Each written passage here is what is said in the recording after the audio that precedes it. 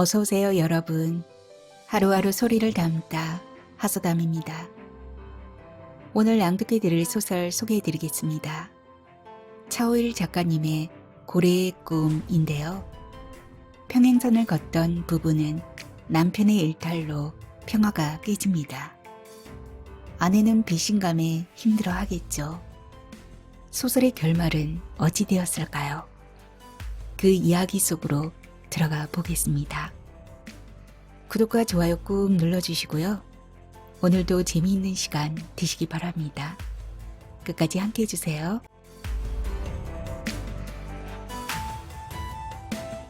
고래의 꿈, 차오일.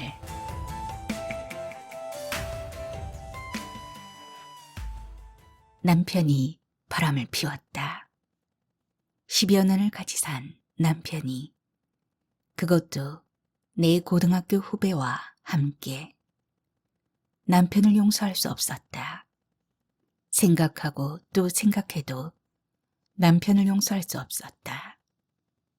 내 후배인 그 동창도 그렇지만 나는 남편을 더 용서할 수 없었다. 그렇게 내가 좋아하고 저 남자 아니면 나는 존재 이유가 없다고 생각할 정도로 매달렸던 그 남자가 바람을 피우다니. 나는 눈물을 흘렸다. 실망하다가 분노하다가 체념하다가 그러다가 마침내는 눈물을 흘렸다. 남편의 바람도 그렇지만 10여 년을 넘게 산 우리의 애정이 이 정도밖에 되지 않았다는 사실에 나는 경악했다. 그렇게 사랑했던 남편이 옛날에 그 오빠가 바람을 피우다니. 생각하고 또 생각을 해보아도 분노를 억누를 수가 없었다. 얼마나 사랑했던 남편인데. 남편이 이상하다고 느낀 것은 이 몇 달 전의 일이었다. 매일 정시에 들어오던 남편은 언제부턴가 조금씩 귀가가 늦어졌다. 너무도 성실한 사람이었기에 나는 그냥 무슨 일이 있거니 생각하고 무시했다. 더욱이 늦을 때마다 남편은 늦는다는 이유를 말했고, 그리고 늦게 와서는 더욱 아이들과 가깝게 놀아주었다. 그러나 그것으로 끝났으면 좋으련만.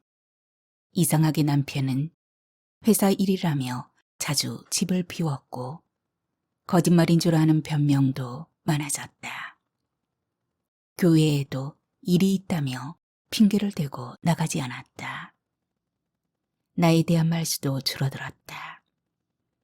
처음엔 내가 뭘 잘못한 것이라도 있는가 싶어 나는 더욱 그에게 애교를 떨어보기도 하고 일부러 명랑한 척 웃으며 말하기도 했다. 혹 회사가 잘 돌아가지 않는 것일까? 아니면 혹 남편에게 권태기가 온 것일까 의심했지만 다른 사람은 몰라도 내 남편은 그런 사람이 아니라고 철석같이 믿고 있었기 때문이었다. 더욱이 남편은 신앙심이 돈독한 사람이었다. 하나님 앞에 간음할 수 없다고 생각했던 것이다. 그래서 잠시나마 남편을 의심한 것도 미안하게 생각하고 있었다. 나는 전업주부였기 때문에 집에 경제적 보탬은 주지 못했다. 그래서 대신 집안을 명랑하고 화목하게 가꾸어야 한다는 생각을 가지고 있었다. 가정의 화목은 사랑하는 남편에 대한 예의이고 나의 임무라고 생각했다. 그러나 나의 이런 바람과 달리 남편의 미심쩍은 행동은 계속되었고, 그리고 마침내 남편의 바람을 아는 언니로부터 직접 듣고 확인했을 때 나는 잠시 그 자리에서 비틀거려야 했다. 얘가 왜 이래? 남편과 그 후배가 함께 나오는 호텔 앞에서 언니는 쓰러지려는 나를 가까스로 지탱해 주었다. 의심으로만 여겼던, 그래서 남편에 대해 미안한 마음까지 가지고 있었던 그것이 사실로 드러났을 때 그 충격이란. 남편이 바쁘다면서 집을 비웠을 때 남편은 바로 그 후배와 함께 호텔에서 뒹굴고 있었던 것이었다. 남편이 나 아닌 다른 여자와 잠을 자다니 용서할 수 없었다. 어린 시절 남편은 내게 꿈의 백마탄 남자였다.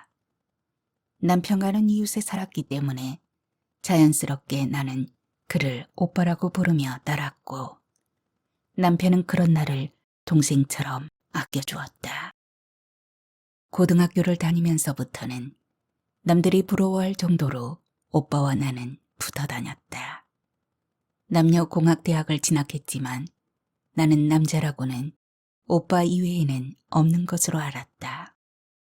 부모님들 서로가 아는 분들이라 자연스럽게 결혼 이야기가 나왔고 서로 좋아하기 때문에 대학을 졸업하자마자 우리는 자연스럽게 결혼하게 되었다.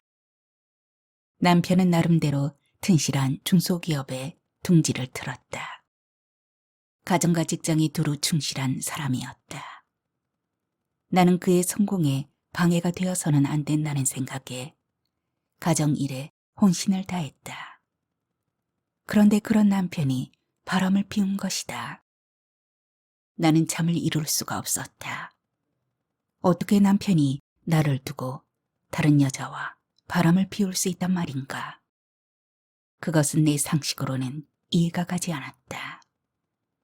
앞으로 어떻게 해야 하나 몇 날 며칠을 생각해 보았지만 뾰족한 수가 없었다.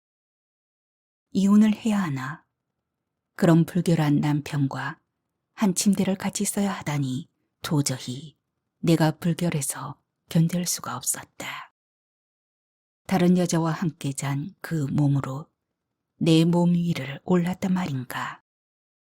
그런 생각이 들 때마다 나는 몸이 뻣뻣해지며 굳어갔다. 밤중에 불떡불떡 일어나 거실에 나앉고는 했다. 남편은 내가 이런 고민을 하고 있다는 것을 알까. 옆에서 때로 가늘게 코를 골며 자는 것을 보자 나는 내 자신이 측은해서 견딜 수가 없었다. 이혼을 해버릴까? 그러나 그 다음이 문제였다. 그 다음엔 아이들은? 그럴 때마다 생각이 복잡해졌다.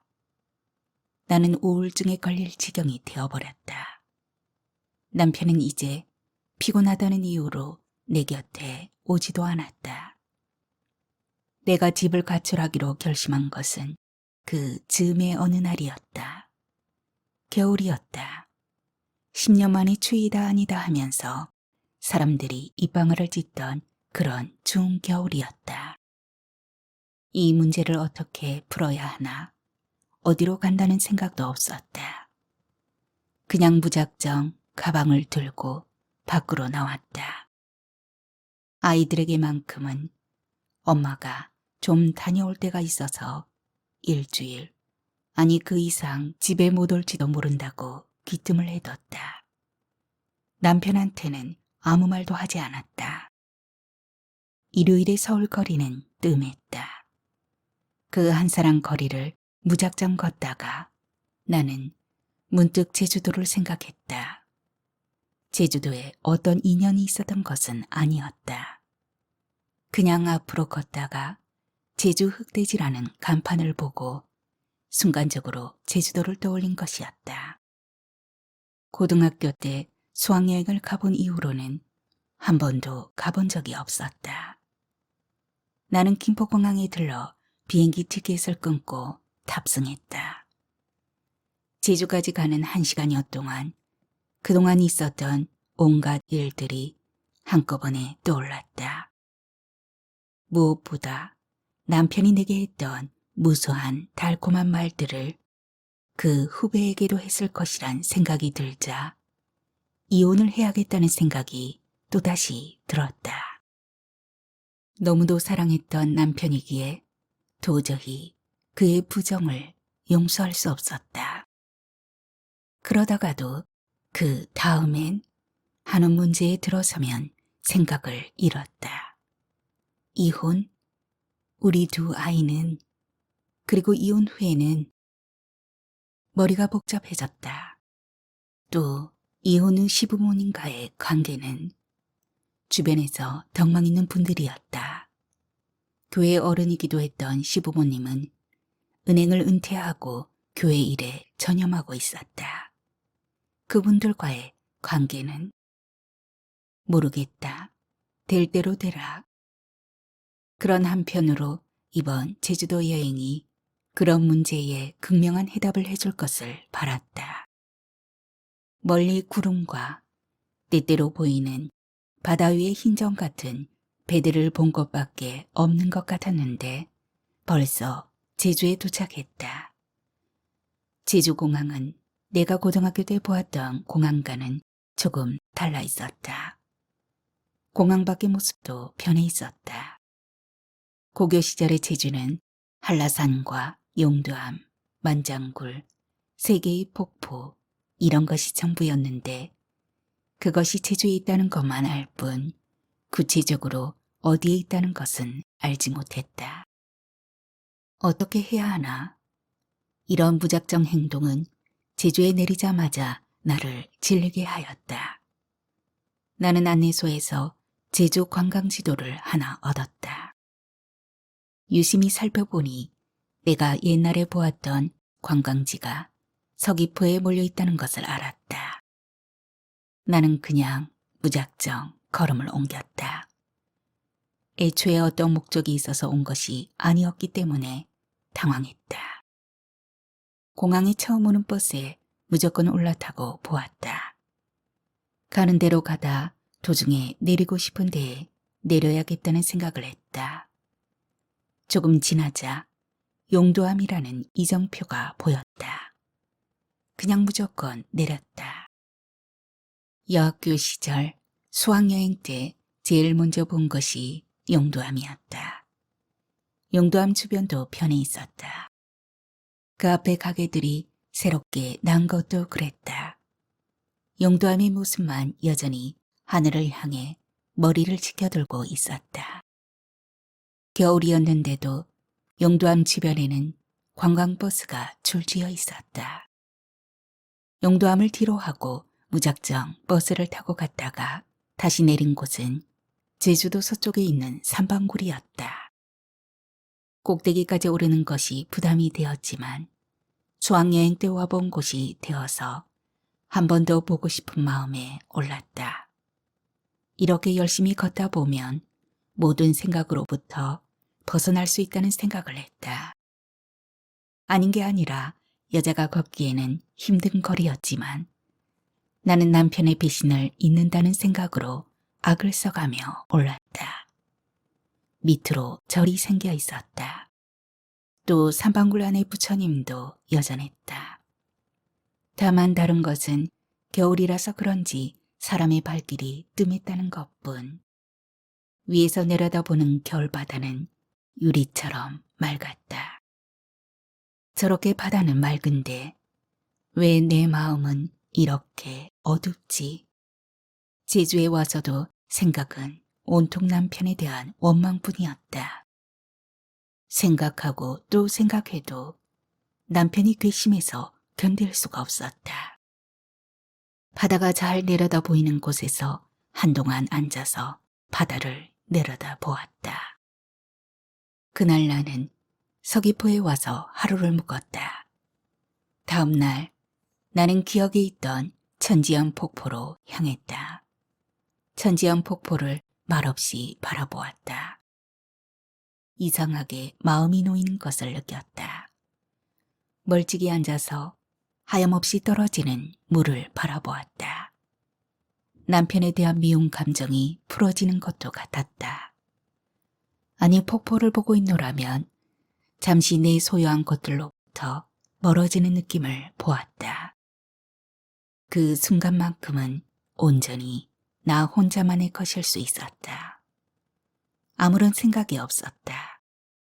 그냥 멍하니 천지연 폭포 앞에 앉아 떨어지는 물을 바라보았다. 안녕하세요. 폭포엔 처음이신가요? 나는 놀랐다. 목소리가 남자라는 점에 나는 다소는 경계를 했지만 이내 풀어버렸다.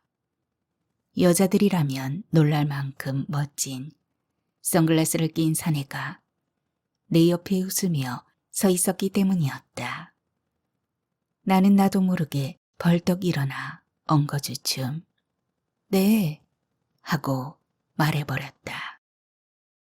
저는 세 번째입니다만 속이 보란 데가 오면 올수록 매력적인 곳이 되나서 서울 발령을 받고 생각나서 오게 되었습니다.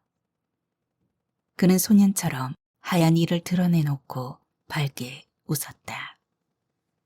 나는 그의 모습을 보자 공연히 가슴이 두근거리는 것을 느꼈다. 그런 감정은 처음이었다. 물론 남편도 처음엔 내게 그런 감정이었다. 남편의 첫 남자이고 마지막 남자였지만 늘 가까이 있어서 그런지 지금 같은 감정을 느끼지는 못했다. 그런데 남자는 처음이었음에도 내 가슴을 사로잡은 것이었다. 세상에 이런 남자도 있다니.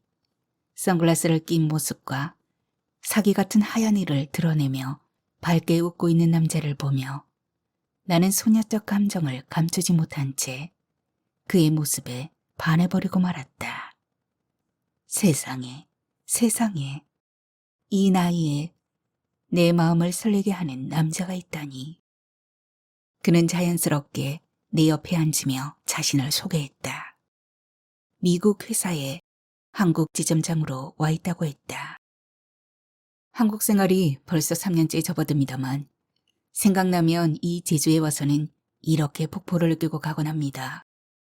우선 폭포를 바라보면 그냥 모든 것이 떨어지는 폭포처럼 아래로 가라앉습니다. 물같이 살자는 말도 좋고요. 그래서 제주에 자주 오는데 그때마다 이렇게 폭포를 보고는 합니다. 그는 고등학교 1학년 때 부모를 따라 미국으로 갔다고 했다.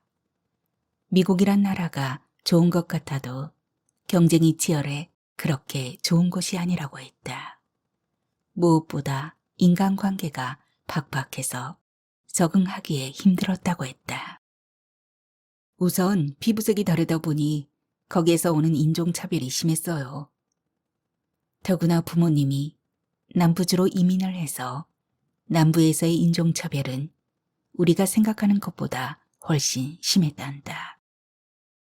그때 학교에서 북쪽 나이아가라 쪽으로 수학여행을 갔다고 했다.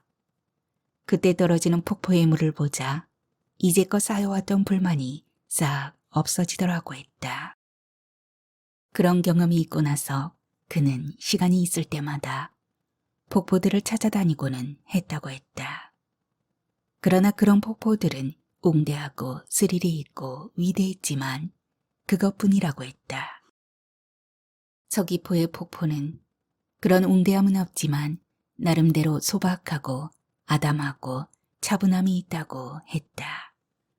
그런 면에 이끌려 자주 제주를 찾는다고 했다. 그의 폭포론에 이끌려 우리는 같이 그의 차를 타고 또 다른 폭포인 정방폭포를 함께 갔다. 어찌나 말을 부드럽고 정감 있게 하는지 나는 그의 말에 그냥 흠뻑 빠져들어갔다. 남편에게서는 볼 수 없는 남자만의 매력이었다. 어떻게 이곳에 오게 되었는지 그는 묻지 않았다. 내가 남편 있는 유부녀인지, 자식이 있는지, 나이는 얼마나 되었는지, 아예 그의 관심의 대상이 아닌 것 같았다. 다만 그는 폭포를 좋아했고 폭포를 하염없이 바라보고 있는 내가 마음에 들었던 모양인 것 같았다. 집이 서울이신가요? 네, 그렇게 보였습니다. 그런데 왜 혼자 오셨어요? 내가 물었다. 그냥 혼자 있는 게 좋아서 혼자 왔습니다. 미국에서야 흔히 있는 일입니다. 나는 그가 혼자라는 말에 괜히 설레었다. 내가 유부녀란 사실은 여기서 중요한 것이 아니었다. 그에게서 풍기는 매력과 사근사근한 말투, 그리고 충분히 잘생긴 그의 외모와 좋은 직장은 여자가 끌리지 않을 수 없는 것이었다. 정방폭포에서 우리는 나란히 서서 바다로 떨어지는 폭포를 바라보았다. 천지연 폭포를 보았을 때처럼 하염없이 바라보았다. 마음이 환해졌다. 폭포를 좋아한다는 그의 생각이 이해될 것 같았다. 그가 어느 순간 내 어깨에 손을 얹었다. 나는 그냥 가만히 있었다. 이것은 남편과 발리로 신혼여행 갔을 때 지는 해를 바라보며 남편이 아주 자연스럽게 하던 동작이었다.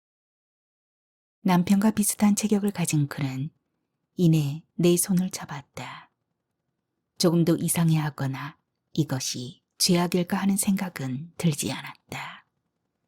그 순간 남편도 아이도 부모님도 시댁 어른들도 교회도 예수님도 나를 간섭하고 있지 않았다.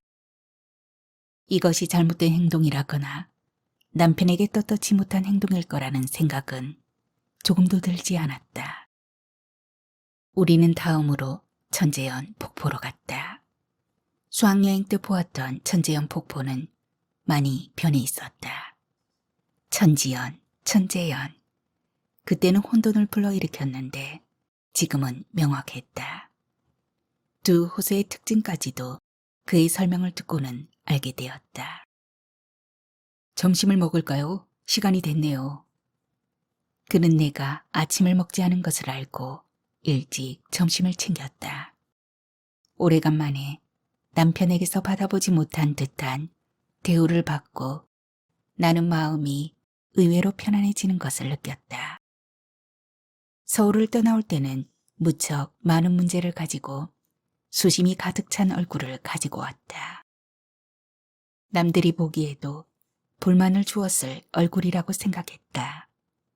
그러나 지금은 내 얼굴이 그런 것이 아닐 거라고 생각했다. 아닌 게 아니라 그는 내 이런 기분을 지키나 한 듯이 얼굴이 밝아지셨어요. 복숭아 같아요. 하고 말했다. 나는 한 손으로 뺨을 가져다 대었다. 보지 않아도 붉은 홍조가 있을 것이라 생각했다. 고마워요, 선생님. 선생님이 그 자리에 있는 그 자체만으로도 남들을 밝게 하는 재주를 가지셨어요. 과찬이십니다. 그렇지만 모든 근심 걱정을 없애고 늘 밝게 살려고 해요. 치열한 생존 경쟁 끝에 터득하게 된 것이지요.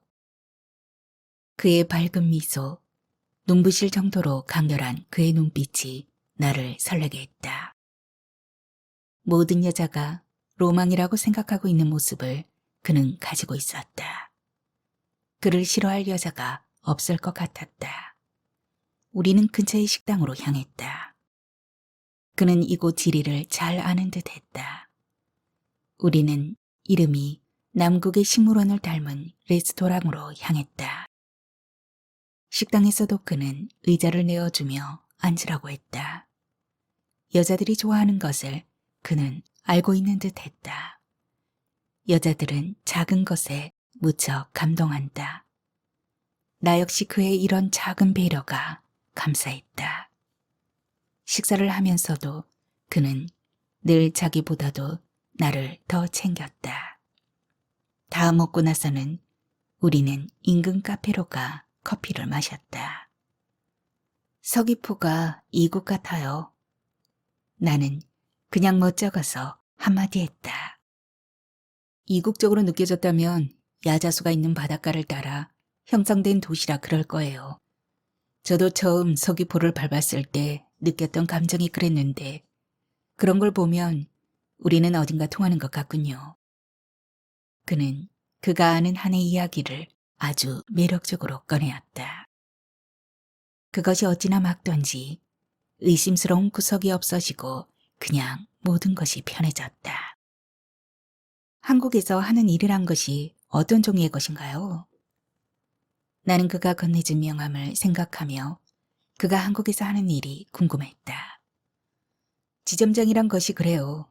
아침에 출근해서 직원들 챙기고 모임을 갖고 본사 지시 내용을 설명하고 감독하고 한국 판매망을 뚫고 모든 책임을 지는 것이지요.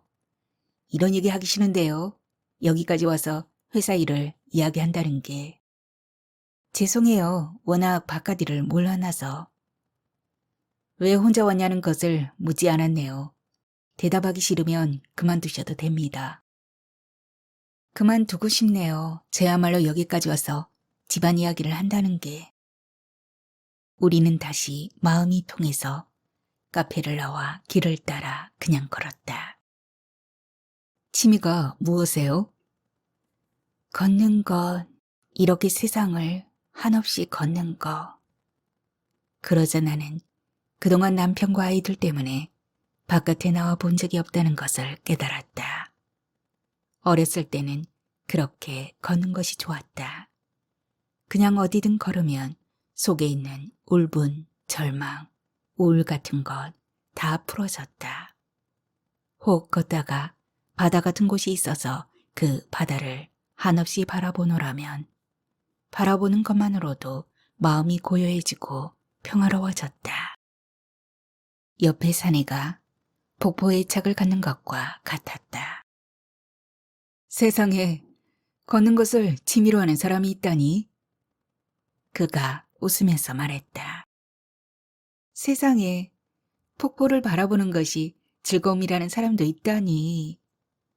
내가 웃으며 말했다. 그러다가 우리는 한꺼번에 웃었다. 왠지 그와 영원히 함께 있어도 좋을 것만 같았다. 그와 함께 서귀포의 바다를 바라보았다.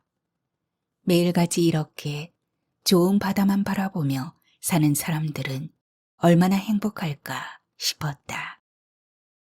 우리는 이젠 바다를 보며 걸었다. 그는 키가 좀 컸으나 내 발길에 맞춰 작은 걸음으로 걸었고 어느 틈에 그가 다시 내 손을 잡았다. 나는 모든 것을 다 잊어버리고 현실에만 충실하자고 생각했다. 무슨 생각을 하셨더랬어요? 심각히 바다를 숫제 노려보고 계시던데. 네, 그냥 모든 문제를 잊고 지금 이 순간에만 충실하자. 뭐 그런 생각을 했어요. 실은 내려올 때 많은 문제가 있었거든요.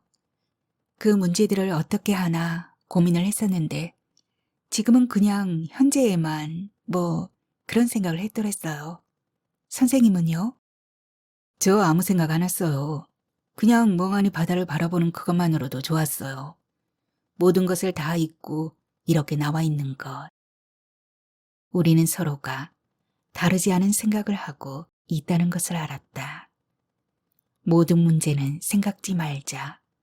현재에만 충실하자는 생각은 비단 나만이 가진 것은 아니었다. 제주는 관광의 섬이었다. 모든 자연, 심지어는 구멍숭숭한 화산돌조차 관광 상품이 되고 있었다. 사각사각 걷는 소리마저 관광인 것 같았다. 바다에는 큰 배가 두엇 있었다. 작은 배도 두엇 있었다. 선생님, 우습죠? 저라는 여자 갑자기 이렇게 외간 남자와 여행을 하고 손을 잡고 마치 쉬운 여자처럼. 나는 바다의 배를 보자 갑자기 내 문제를 토해낼 것 같은 충동에 사로잡혀 그를 바라보며 말했다. 뭐가요? 하나도 저는 우습지 않은데요. 같이 있는 것이 부담이 되신가요? 그렇다면 혼자 여행을 하도록 하셔요. 보니까 집에만 계셨던 것 같아요. 제 말은 그런 뜻이 아니라 이렇게 나오니 세상이 아름답고 즐거운 것이 많은데 왜 세상을 좁게만 살아왔을까 하는 후회 때문에 하는 말이에요. 복이 나름 아닐까요? 후회하지 마세요. 사람들은 우리 연희 씨처럼 순수하고 맑고 신선한 것을 부러워하는 사람들도 얼마나 많은데요. 생각해 보세요. 모든 사람들이 밖이 좋다고 밖으로만 놔둔다면 어떻게 되겠어요? 그것처럼 무서운 일은 없을 거예요. 가끔 한 번씩 나오는 것이 좋지. 늘 나와서 바깥에서만 생활한다고 생각하면 그것은 즐거움이 아니라 끔찍한 일일 거예요. 그의 말에 감격해서 나는 그가 이끄는 대로 따라갔다. 아무런 생각도 나지 않았다. 심지어 남편의 바람기 같은 것도 하찮게 보여졌다. 이 남자 안에서는. 우리는 길을 따라 걷다가 다시 차를 타고 이중섭 거리로 옮겼다. 이중섭 미술관에 들렀다. 가족을 중심으로 한 그림이 재미있었다. 아내와 남편과 그리고 아이가 있었다. 그들은 모두 함께 모여 있었다. 사람들이 저렇게만 살 수 있다면, 그의 그림을 보면 사람들은 저절로 가족의 소중함을 깨닫게 될 것 같았다. 이중섭 거리를 지나 이어진 시장을 돌아보았다. 어느새 어둠이 와 있었다. 겨울에는 짧았다. 우리는 또 식당을 생각했다. 이름이 근사한 레스토랑으로 들어가 와인 한 잔씩을 시켜 마셨다. 아직 호텔로 들어가기엔 이른 시간이네요. 네, 겨울해가 너무 짧아요. 시내에는 네온사인 불빛들이 치정스럽게 돋고 있었다. 조금 아쉽다는 생각은 했지만 어차피 맺어질 인연은 아니었다. 우리는 바닷가에 면한 고급 호텔까지 왔다. 내가 그 호텔로 들어가자 그는 예약해둔 호텔이 있다면서 나를 내려놓고 방향을 틀어갔다. 생애 처음인 호텔은 5성급이었다. 이런 곳을 와보지 못한 내 자신이 후회스럽기조차 했다. 돈이 아깝다는 아줌마 같은 생각이 들었지만 그냥 아무 생각 없이 카드를 긁었다. 호텔에 혼자 있으려니 집 생각이 났다. 남자와 헤어지면서 남편도 참 멋있는 사람인데 생각하다가 나는 다시 치솟는 분노에 치를 떨었다. 용서할 수 없다는 생각을 했다. 사랑했던 그가, 처음이자 마지막 남자라고 생각했던 그가 바람을 피우다니. 핸드백을 열어 폰을 열어보았다. 역시 아이들의 메시지가 와 있었다. 그러나 남편의 메시지나 전화는 없었다. 이혼을 해야겠다는 생각이 더 강경해지기 시작했다. 남편의 바람을 모른 채 감쪽같이 속아간 멍청이 같은 내가 싫었다. 이리저리 뒤척이다가 이튿날 아침 깨보니 9시가 지나 있었다. 이튿날 아침이 되도록 어떤 결론이 나지 않았다. 다만 확신되어진 것은 남편에 대한 증오심뿐이었다. 생각하고 또 생각하여도 남편에 대한 증오감을 거둘 수 없었다. 어떤 결론은 없고 증오만 깊어져 나는 창문을 열고 바다를 하염없이 바라보았다. 저 끊어지는 고혹감, 신기루 같은 등대, 아케톤 강을 건너는 것 같은 분위기, 모두 나를 위한 저주 같았다. 10시쯤에 체크아웃을 하고 나는 호텔을 나왔다. 웬 여자가 혼자 호텔에 드나드니 프론트에 있는 사람 모두가 날 보는 것 같았다. 호텔을 나섰지만 어디로 가겠다는 생각이 딱히 나지 않았다. 겨우 생각한 것이 고등학교 수학여행 때 보았던 곳을 돌아보겠다는 생각이었다. 내가 갈 곳은 어디인가? 나는 무조건 걸었다. 안내도를 하나 구해두었던 것이 여간 다행인 것이 아니었다. 그냥 수학여행 때는 어디에 무엇이 있는지도 모르고 따라갔을 뿐이었다. 지도를 보니 이제 어디쯤에 무엇이 있는가 하는 것은 알 수 있었다. 그러다가 이내 나는 무언가 허전하다는 생각이 들었다. 여행이란 혼자도 좋지만 역시 좋은 사람과 함께하는 것이 즐거운 것이구나 하고 생각하였다. 중문단지 안에는 여러 관광객의 눈길을 끌만한 것들이 아침부터 소리를 내며 관광객을 유혹하고 있었다. 겨울인데도 서귀포는 달랐다. 그렇게 춥지 않았다. 한라산 너머 제주와 또 달랐다. 햇빛 나는 곳마다 관광지에서 흔히 볼 수 있는 오락거리가 있었다. 그들을 그냥 지나치려다 나는 내 눈을 끄는 것이 있어 잠깐 눈길을 주었다. 테디베어였다. 두 곰이 꼭 끌어안고 있는데 심히 내 눈을 자극했다. 남편과 연애할 때는 저런 것이 결코 눈에 들어오지 않았다. 저것보다 더 남편에 대한 사랑을 확신했기 때문이었다. 남편은 정이 많은 사람이었다. 나 역시 그랬다. 남편만을 알았고 남편 이외에는 남자라고는 없는 것으로 알았다. 그런데 그런 남편이 그런 생각을 하며 가다가 나는 그 자리에 주저앉았다. 두 손으로 얼굴을 가리고 울었다. 남편이 어떻게 나한테 이럴 수 있을까? 단지를 빠져나오며 누가 내 꼬락서니를 보고 있는 것은 아닐까? 둘레를 살펴보았다. 윈도우에 비친 중년 여자의 혼자 떠도는 꼬락서니가 도저히 제대로 된 여자의 모습이라고는 느껴지지 않았다. 내가 도대체 뭘 하고 있는 거지? 그런 생각이 들 때마다 쭈뼛하며 뒤를 돌아다 보았다.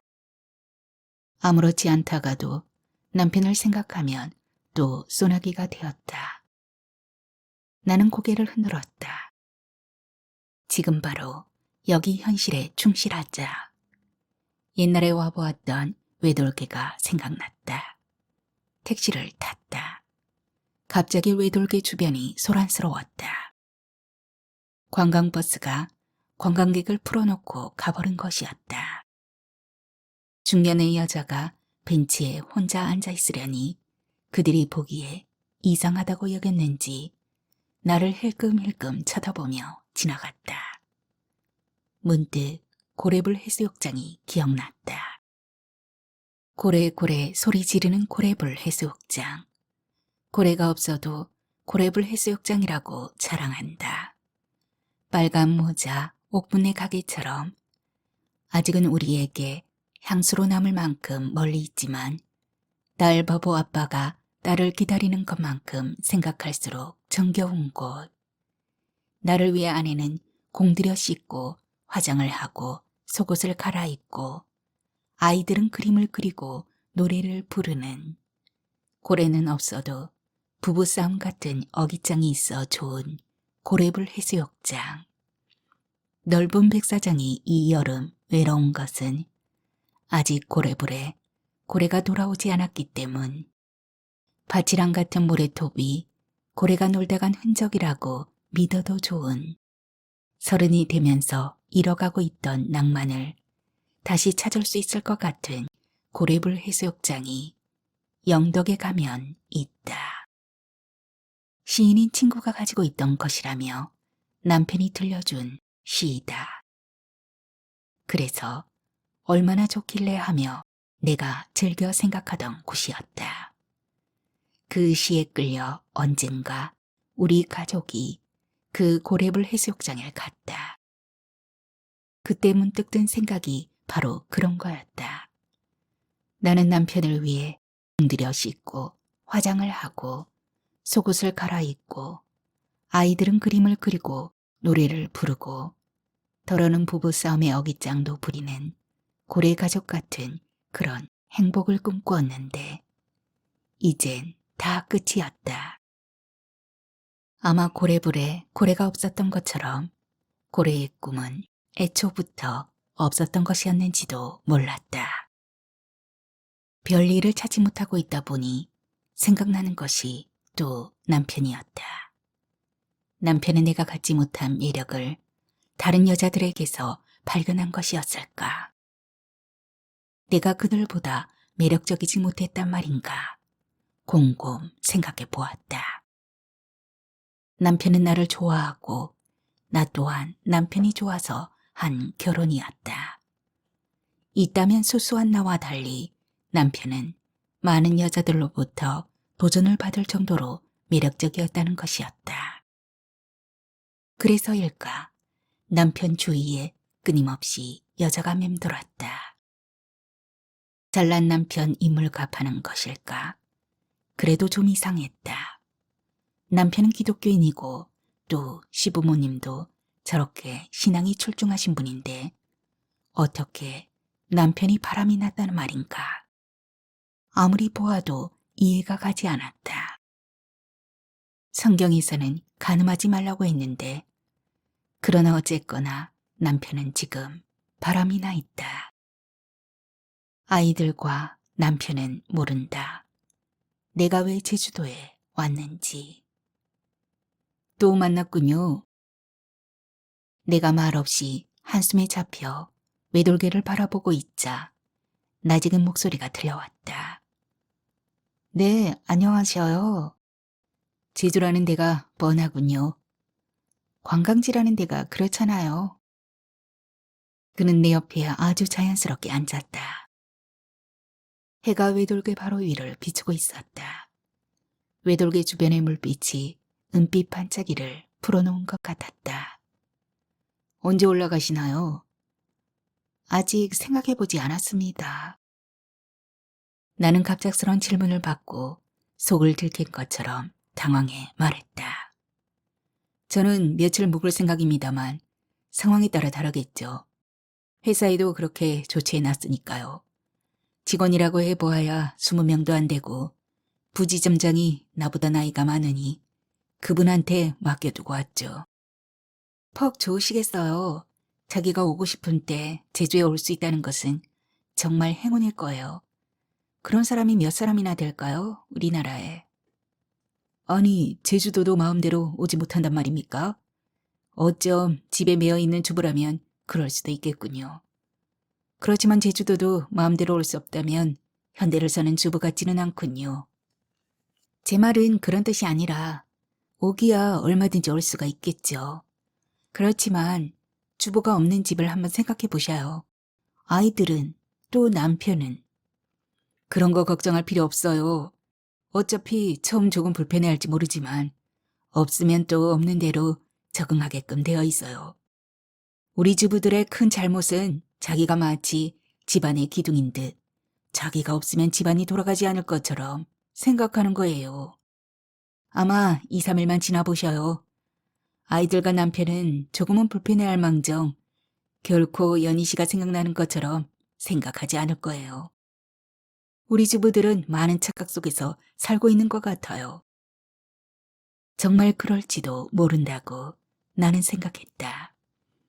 아이들은 차치하고라도 남편은 나를 차지 않을 것이다. 어쩌면 얼씨구나 좋다고 그 후배와 함께 놀아날 것이 아닌가. 그 소리를 듣자 더 불안하고 초조해지는 느낌이 들었다. 2, 3일이 지나서 내가 돌아가지 않는다면 남편은 진작에 후배와 함께 떳떳하게 돌아다닐 것이다. 이래저래 더욱 머리가 복잡해지고 이런 시험에 들고 있는 나 자신이 싫었다. 그런데 이 남자는 어떻게 이렇게도 잘 알고 있는 것일까? 내가 생각하고 있는 것보다 한 발 앞서 말을 이어나가고 있는 것을 보면 이 남자에게도 어떤 사연이 있을 것만 같았다. 외돌게 아름답죠? 뭐라 할까 무한한 외로움 같은 것. 그 외로움 속으로 한없이 빠져들어가면 결코 다시 나올 수 없다는 생각이 드는 것. 네, 저도 그렇게 느끼고 있어요. 마음을 품어주기는커녕 오히려 깊게 늪속으로 빠지게 해서 헤어나지 못하게 한다는 느낌. 바다가 보고 싶어 바다로 왔는데 오히려 바다가 더 내 마음을 혼란스럽게 하고 있는 것 같네요. 고민이 있으신가 보군요. 혹시 제가 도움이 될 수 있을지 모르겠네요. 아, 네. 나는 뜸을 들이다. 아니에요. 하고 단호하게 말해버렸다. 그러다가 또 아니에요. 바다가 하도 반짝거려서 잠시 혼란을 일으켰어요. 하고 엉뚱한 말을 해버렸다. 내가 겪고 있는 해결할 수 없는 이 문제를 풀려고 나는 서귀포행을 결심했던 것 아닌가. 그런데 오히려 남자가 자신의 문제를 내게 먼저 말하기 시작하는 것이었다. 실은 이번 제주 여행은 제 문제를 해결하기 위한 것이었어요. 폭포를 하염없이 바라보았던 것도 일부러 명랑한 척 했던 것도 다 본심이 아니었어요. 아내와의 갈등이 이번 여행의 시발이었어요. 아내는 서울 모 저명대학의 교수입니다. 아내 유학 중에 만났는데 결혼 전에는 정말 조신하고 사랑스럽고 바라만 보아도 웃음이 났던 여자였는데 결혼을 하고 나니 도저히 아내의 길을 포기한 여자 같았어요. 저를 남편이나 가장으로 대하는 것이 아니라 하나의 남자로 사회인으로 대하는데 정말 가정의 온기라고는 하나도 없는 것이었습니다. 늘 부모님의 따뜻한 사랑이 그리웠던 제게 아내는 저와 생각이 다른 여자였습니다. 그렇다고 아내를 비난하는 것은 아닙니다. 다만 아내는 아내대로의 삶이 있다고 생각할 뿐입니다. 냉정하고 이성이 충실한 여자, 한국 페미니즘의 가장 앞에서 활동하고 있는 여자. 저와는 생각이 맞지 않을 뿐입니다. 그래서 가족이면서 늘 겉돈다는 생각이 들었고 그것은 결국 제가 이곳으로 오게 하는 계기를 만들었습니다. 외롭다는 생각이 들 때마다 와서는 하염없이 폭포를 바라보고는 하였지요. 그는 마치 내게 어떤 도움을 바라는 듯 말했다. 내가 가지고 있는 인생 지식을 꺼내달라고 하는 것 같은 태도였다. 그러나 나 역시 어떤 해답을 말해줄 수 없었다. 내가 이런 상담에 관한 전문가가 되어서 이런 문제를 풀어내줄 수만 있다면 얼마나 좋겠는가. 나는 한참 있다가 말했다. 고마워요, 선생님. 별것도 아닌 저한테 이런 이야기를 해주시니.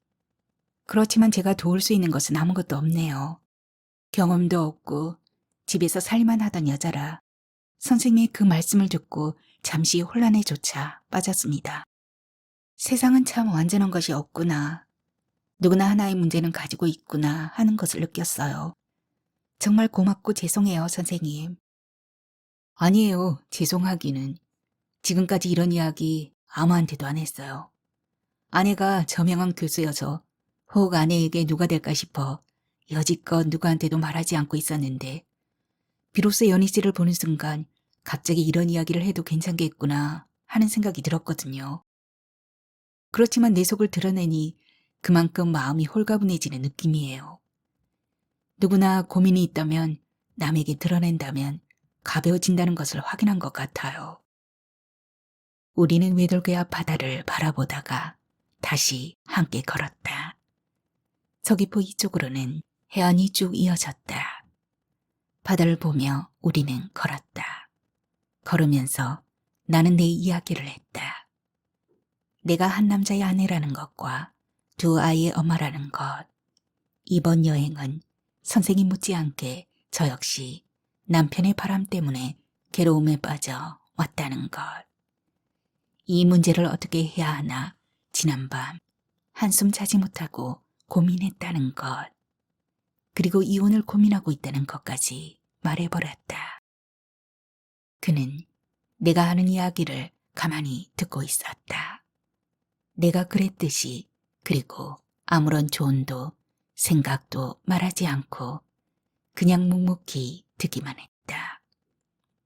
그러나 그렇게 말을 하고 나니 비로소 나도 내 속이 풀리는 것을 느꼈다.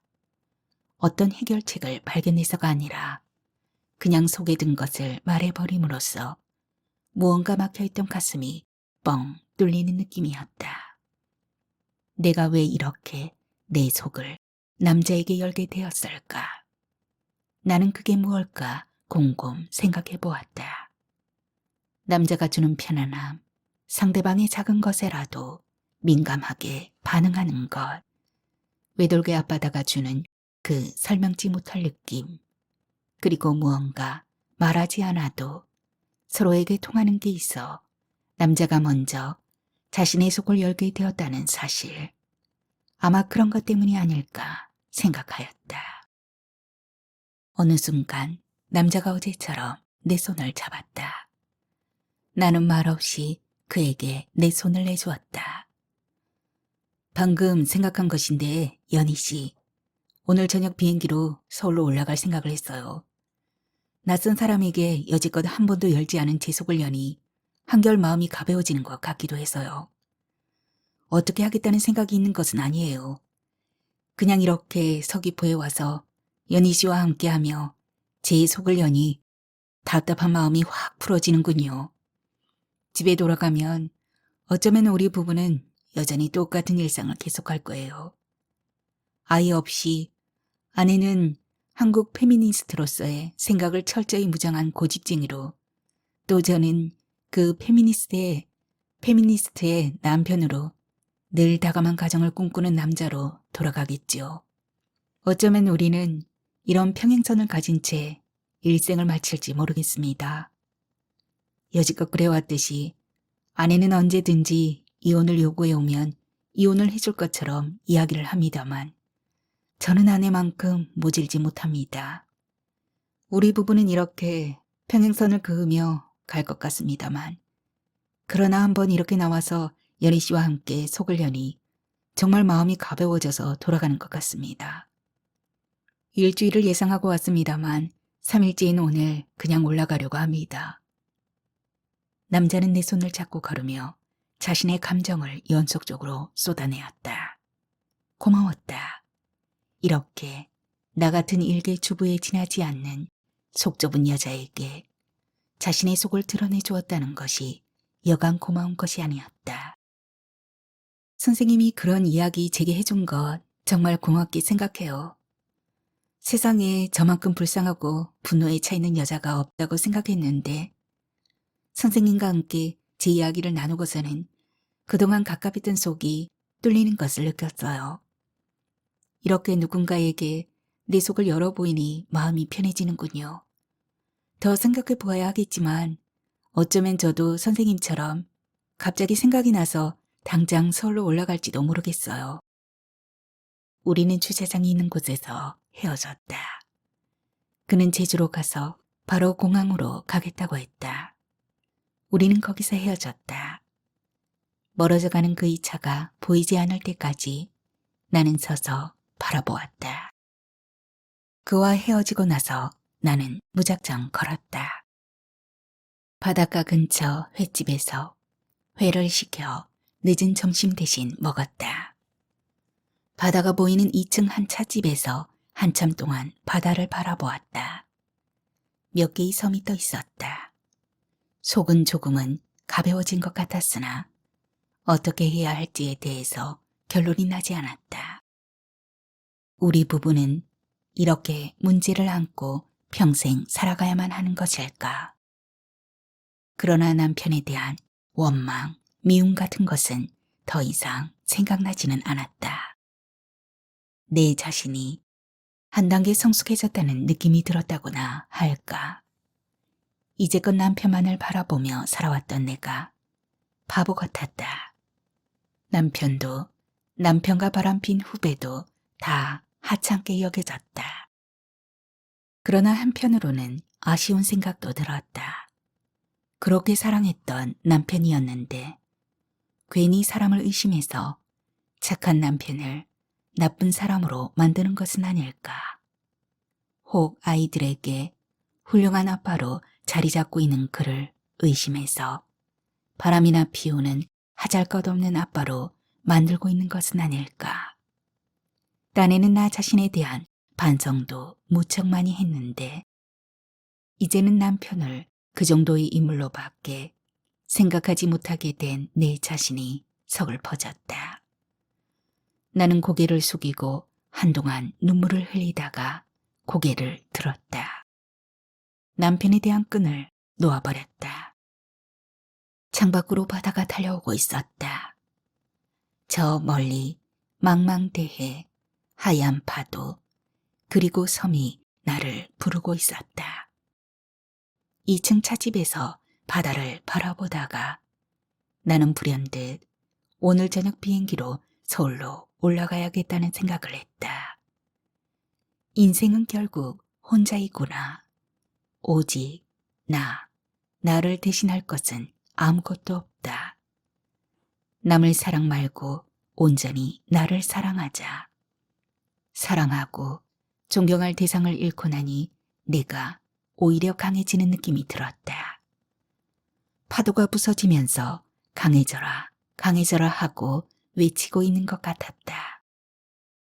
잠깐이나마 나를 옥죄고 있던 불의 지어를 벗어던지는 것 같은 해방감이 느껴졌다. 나는 불현듯 그 겨울에 서귀포 2층 찻집을 나왔다.